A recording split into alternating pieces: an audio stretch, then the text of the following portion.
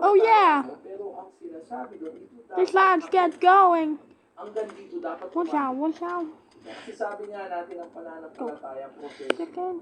Inihambing niya ni Jesus sa isang butil nung sinabi niya yung parable of the sower and the seed. Pananampalataya yun.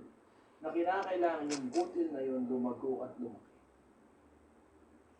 Magka-ugat, magkaroon ng katawan, magkaroon ng sanga, magkaroon ng dahon, magkaroon ng bunga. At tulad ng butil na magiging puno, hindi mangyayari yan basta-basta lang. Kinakailangan na may ginagawa.